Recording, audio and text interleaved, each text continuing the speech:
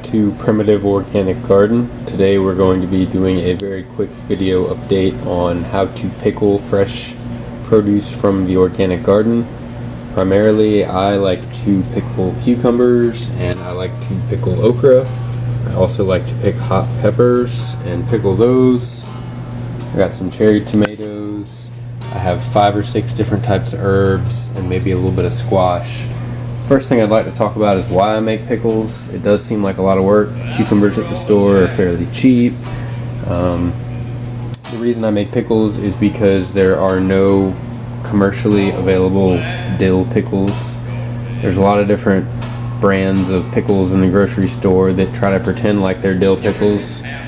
For example, we have this thing here by V-Slack that tries to pretend like it's a farmer's market mason jar.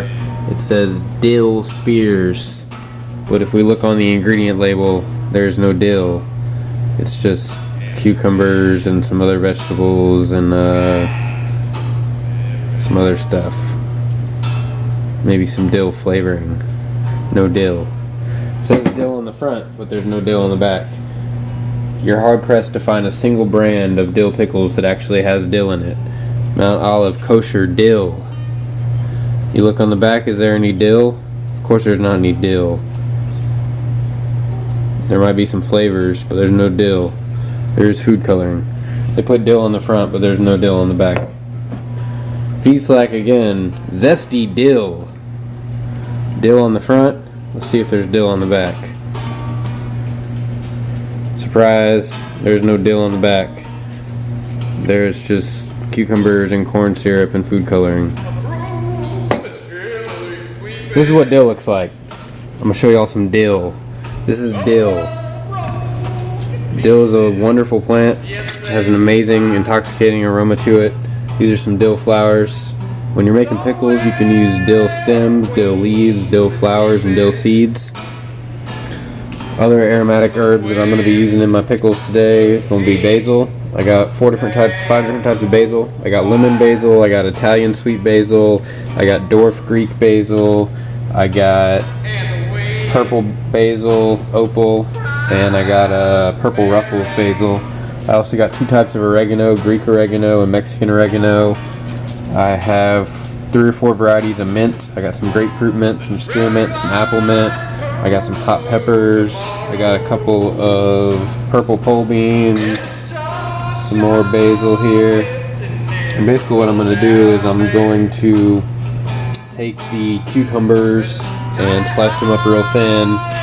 And then I'm going to drop the cucumbers in some mason jars with some okra and some beans and some tomatoes and all these spices. And then I'm going to add a bunch of salt and some vinegar. So we'll see what that looks like. Finished product here. I made about 8 jars of pickled vegetables today.